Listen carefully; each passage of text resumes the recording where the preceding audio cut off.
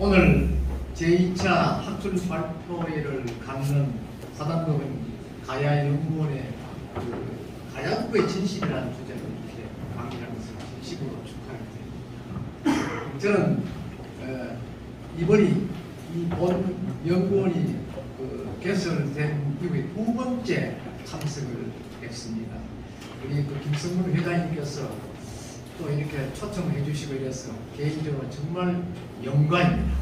저는 가락 72세 손이고 제 이름은 김종훈입니다. 제가 사는 곳은 경산시에서 지금 거주를 하고 있습니다. 저희가 안태 고향이 또 경산입니다. 그래서 경산이 참 복스러운 고장이다 하는 것을 늘 생각을 해보는데 그 중에 가장 상징적으로 표현할 수 있는 것이 바로 흥무대왕이 되셨던 김유신 대장군께서 구압도의 이후에 암양주가 되었을 때 군주로 부임하셨다 하는 것입니다. 그래서 저는 늘 지금의 암양 쪽으로 지나치다 보면 우리 선조이신 김유신 대장군의 업적과 그분의 성품, 잘 아시는 바와 같이 김유신 대장군께서는 명장이자 덕장이십니다. 그래서 더더욱 존경하지 않나 이렇게 보고 이 어른이 결국 삼국 통일을 이루기까지는 그분의 성품이 바로 삼국 통일을 이루었다. 어떻게 보면 가야국의 큰 인물을 신라국에서 모셔가서 자기들을 성읍을 발성하는데 큰 역할을 하게 했다 하는 것이죠. 우리나라 이 고대 역사를 송두리째 바꿔내신 분이 바로 김유신 장군입니다. 그런 의미에서 우리는 항상 존경을 하지 않을 수가 없죠.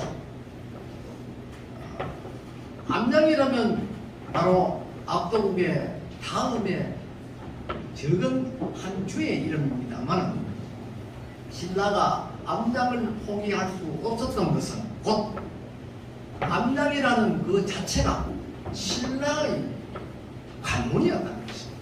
원래 관문은 대하성을 두었는데 대하성이 백제에 의해서 멸망을 하고 난 이후에 어쩔 수 없이 선덕 여왕 11년에 선덕 여왕이 구압도국 자리를 지금까지는 아무런 행정명칭을 두지 않았었는데 그때 와서 대하성 탈환을 위해서 압도국의 암양 지역을 암양 부탁고 열매했다. 그때가 642년 대하성은 백제에 잃어버리고 암양이란 지역을 한 주로 명명하고 거기에 대장군 김유신을 군주로 임명했다는 것입니다. 그때는 김유신 장군께서 대장군이 되지 않았을 때입니다.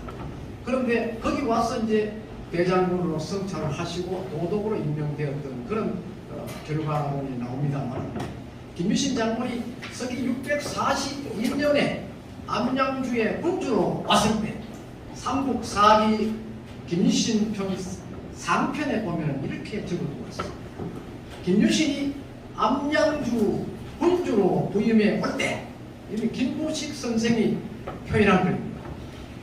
신라의 큰 장군이 암양주의 군주로 부임하니까 많은 사람들이 저작거리나 길가에 나와서 김유신 장군을 환영할 것이다 이렇게 생각해 드렸습니다.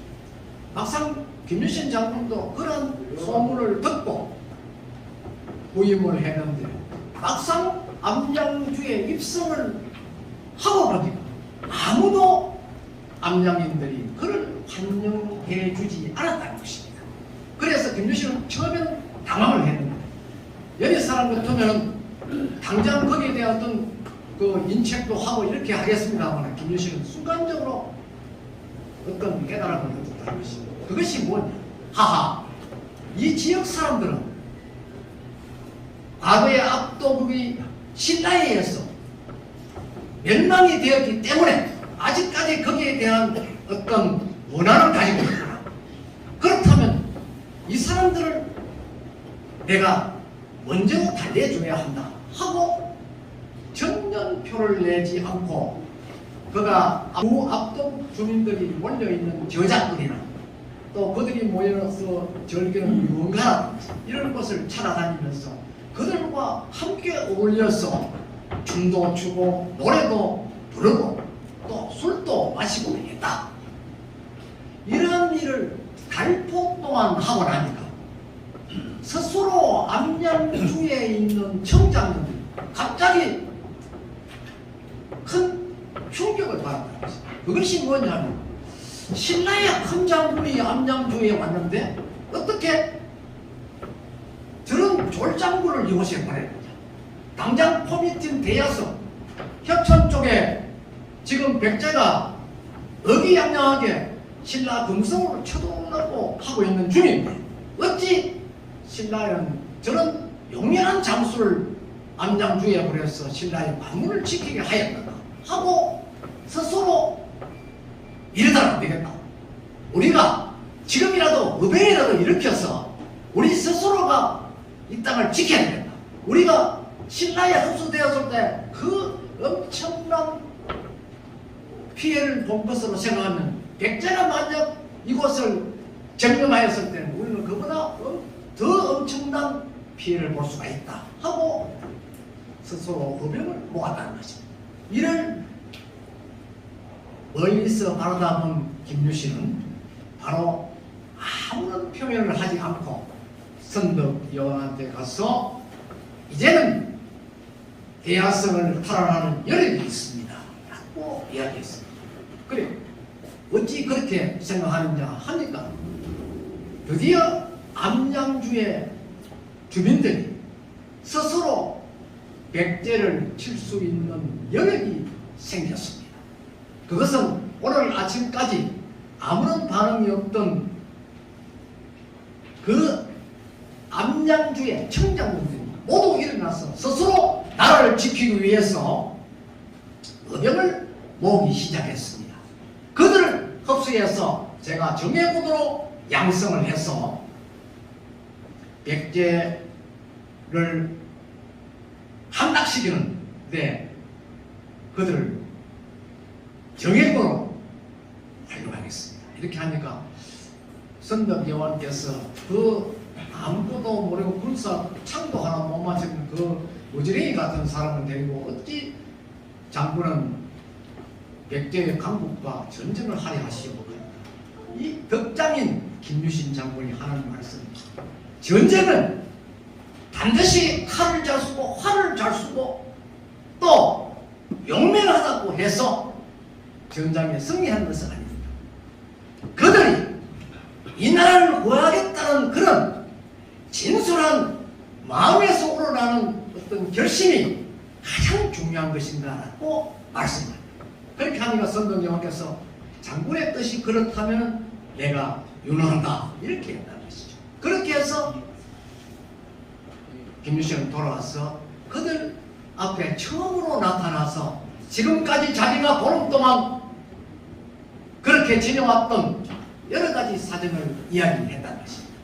그로 인해서 암양주의 청장들은 모두 김유신 장군의 회하에 들어서서 군사를 초래했다 하는 것입니다.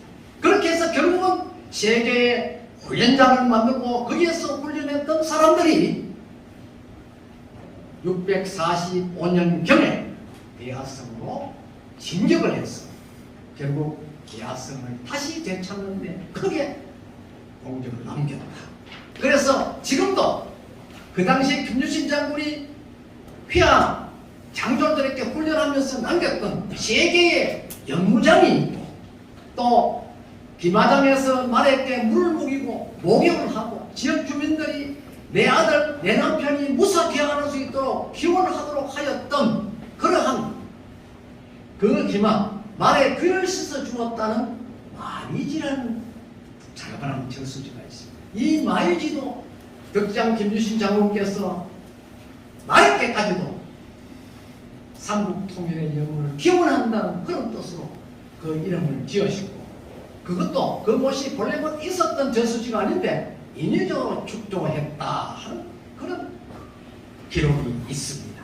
그리고 김유신 장군은 정말 후손을 아꼈다는 것이죠. 여러분 잘 아시는 바와 같이 삼국 사기에 보면 해공왕 편에 또 기록이 있고 삼국 유사에도 해공왕 편에 기록이 있는데 하루는 해공왕이 꿈을 꾸었는데 갑자기 김유신 장군과 그의 휘하 40여 명이 경주 김씨의 초대 왕이었던 위치왕릉으로 들어갔다. 그러고는 그분이 나는 신라를 위해서 충성을 다했다. 내 목숨까지 끊고 충성을 다했대. 왜 그대는 나의 후손을 무자비하게 죽이느냐? 나는 더 이상 신라를 위해서 충성을 못하겠다. 내가 떠나기에 앞서서 대왕인 당신에게 허락을 받으러 왔으니까 허락을 해라. 이렇게 해요. 그러니까 위치왕이 3번 다 허락할 수 없이 도와달라고 이렇게 이야기했는데 그로서 해광이 깜짝 정신을 차려보니까 꿈이었다는 것이죠. 그래서 각각을 시켜서 그 이튿날 김유신 장군 묘에 가서 큰 제를 올렸다. 기록이 있습니다. 이처럼 김유신은 후손도 사랑했고 심지어 그 후대 왕의 꿈에까지 나타나서 후손을 아껴주는 그런 그 기록들이 김유신 장군으로 하여금 남기게 했다는 것입니다. 그런 의미에서 우리 모두는 김유신 장군 후손이고 우리 김성문 회장님도 이러한 기록들을 바로잡기 위해서 오늘 흥무왕에 대한 그 역사, 가야의 후의 흥무대왕에 대한 이야기를 아마 여러분에게 가슴에 깊이 새겨질 수 있도록 말씀을 드리려 있습니다. 그래서 저는 더 이상 이야기를 하지 않고 제가 이야기했는 만큼 한 10분 넘게 아마 우리 김 회장님 시간이 아마 줄어들 듯 합니다. 그렇더라도 여러분 박수를 쳐서 많이 격려해 주시기 바랍니다. 여러분 고맙습니다.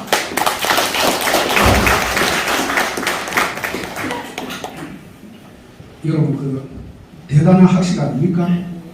네. 이러한 강의는 사단법인 가야연구원 말고는 들을 데가 없습니다. 여러분 그렇게 생각한다면 저는 정중하게 인사를 드리고 여러분들은 큰 박수를 보내주십니다.